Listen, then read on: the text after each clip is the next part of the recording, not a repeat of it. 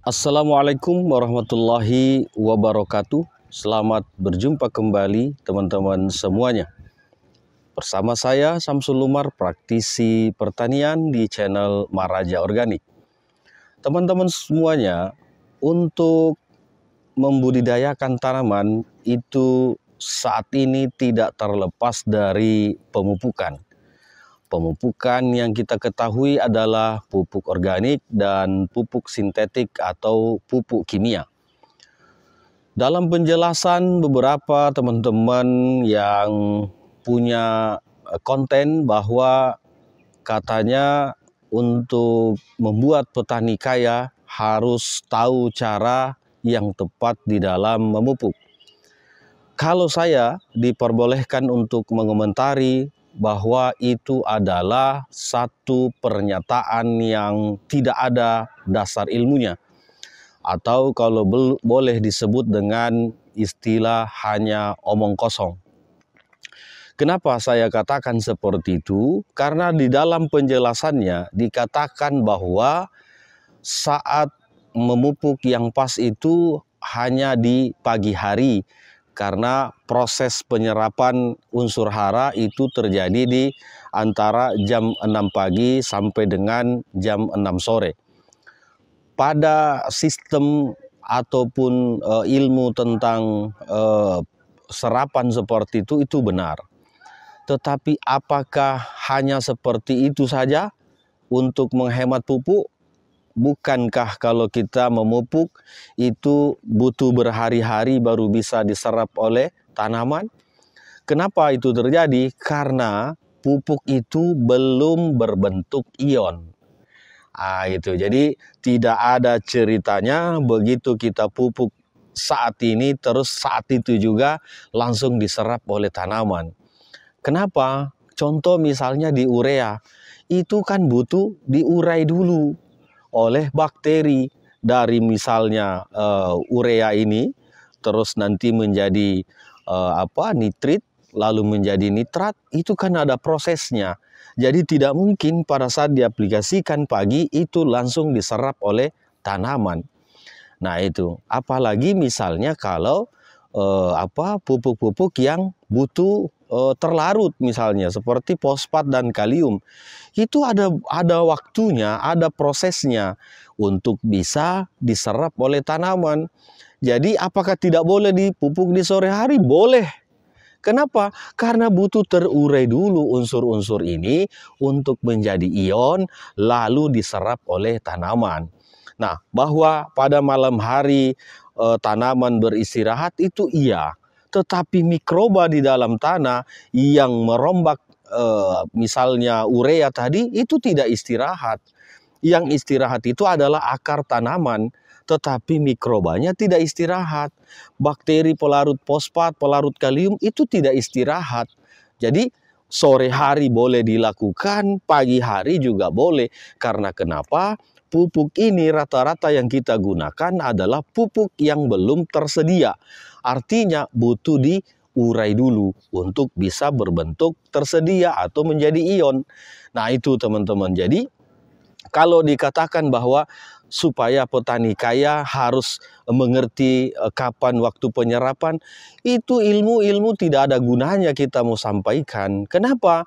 Karena itu bahan atau pupuk yang kita pakai itu adalah rata-rata pupuk yang belum berbentuk ion, masih harus terurai. Jadi mau dipupuk pagi, mau dipupuk sore pun itu tidak ada masalah, karena ada bakteri di dalam tanah yang tidak pernah tidur, tidak istirahat seperti itu. Kalau akar tanaman penyerapannya memang istirahat di malam hari, jadi otomatis tidak melakukan aktivitas penyerapan. Tetapi kalau mikrobanya itu tidak akan istirahat, dia terus akan mengurai, dia akan terus bekerja. Mau malam, mau siang itu tetap aktif teman-teman. Jadi ini adalah penyampaian yang menurut saya dasarnya kurang pas. Nah teman-teman, kalau kita mengatakan bagaimana kalau pupuk yang kami gunakan itu sudah berbentuk ion. Nah teman-teman, pupuk yang sudah berbentuk ion itu rata-rata sudah berteknologi nano. Kenapa? Karena pupuk yang berteknologi nano itulah yang partikelnya lebih kecil, tidak membutuhkan bakteri untuk mengurai, tidak membutuhkan bakteri untuk merombak, untuk merubah atau melarutkan.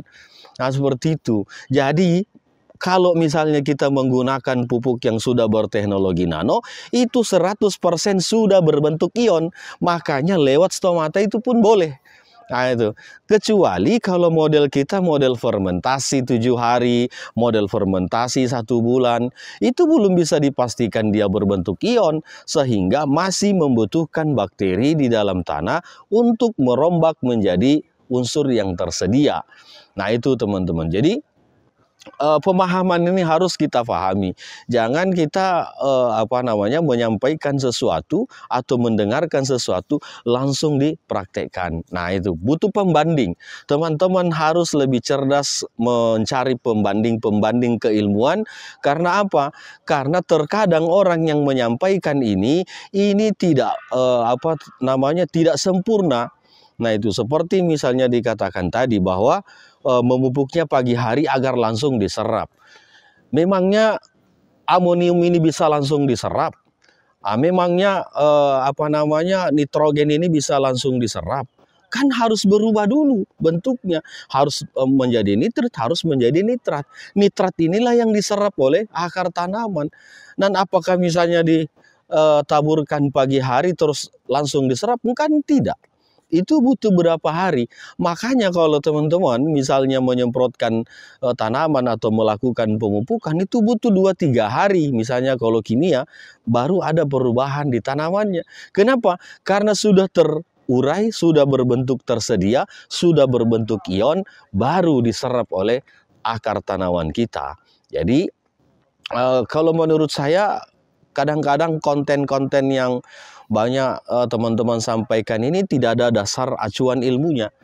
Kalau mengatakan bahwa akar itu menyerapnya di pagi sampai sore, itu betul. Tetapi kalau dikatakan di pupuk hari ini langsung diserap, itu konyol namanya. Tidak ada sistem seperti itu. Karena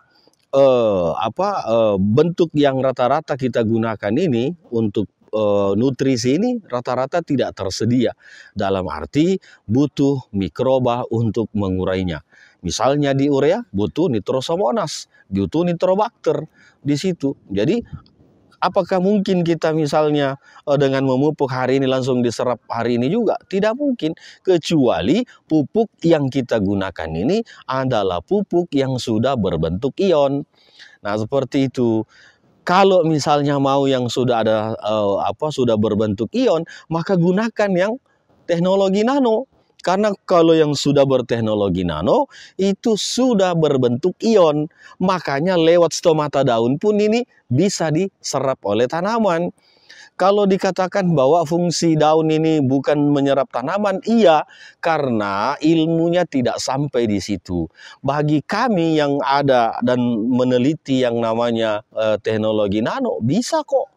Bisa melalui stomata daun. Karena kenapa?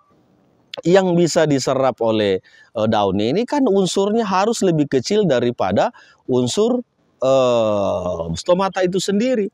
Harus lebih kecil dari ukuran stomata itu sendiri. Nah, sedangkan partikel nano hari ini itu sudah di bawah dari ukuran stomata daun itu. Dan yang paling penting sudah berbentuk ion. Nah, itu kan. Jadi membentuk membuat ini teknologi nano itu ada 2 cara. Satu dengan mekanisasi, satu dengan kimiawi. Itu. Jadi harus dipelajari. Kalau mekanisasi, ini harus beli mesinnya. Ini kan, harus beli mesinnya. Tahu nggak berapa mesinnya? Ini miliaran mesinnya. Jadi kalau tidak mengerti yang namanya pupuk berteknologi nano, jangan mengomentari. Karena Anda melihat mesinnya saja tidak pernah, apalagi membuatnya seperti itu. Jadi ini kadang-kadang ada banyak juga teman-teman yang tidak paham ilmunya, tidak pernah tahu cara pembuatannya, bahkan tidak pernah melihat pupuk yang berteknologi nano, kok bisa mengomentari. Katanya harus berbentuk atom, memangnya ada? Kan begitu. sampai hari ini penelitian masih pada tahap yang berteknologi nano. Apakah efeknya ada pada tanaman? Silahkan tanyakan kepada petani-petani kami di Jawa Barat. Petani-petani padi di Jawa Barat, silahkan Anda tanya. Apakah dia justru malah biaya operasionalnya lebih tinggi ataukah turun 50% tetapi hasilnya naik? Nah, itu Anda harus tanyakan. Seperti itu. Jadi, teman-teman, di dalam kita mengeluarkan keilmuan kita atau menyampaikan keilmuan kita tidak hanya berdasar pada jurnal yang kita baca, tetapi harus ada di lapangan. Seperti yang kami praktekkan. Kami tidak hanya berkoar-koar dengan keilmuan yang kami miliki, tetapi perwujudan dari keilmuan itu ada juga di tanaman kami. Seperti itu. Banyak orang akademisi yang jago di dalam keilmuan tapi buta terhadap praktek. Kami ini adalah praktisi. Kami terjun langsung, kami membuat langsung, dan kami mempraktekkan langsung di lapangan. Kalau hasilnya tidak bagus, maka kami akan katakan tidak bagus. Tapi kalau hasilnya bagus, maka kami akan perlihatkan hasilnya. Seperti itu. Begitu teman-teman ulasan kita hari ini. Semoga dengan pencerahan-pencerahan yang terus kita sharingkan bisa memberikan dampak positif pada pertanian Indonesia. Assalamualaikum warahmatullahi wabarakatuh.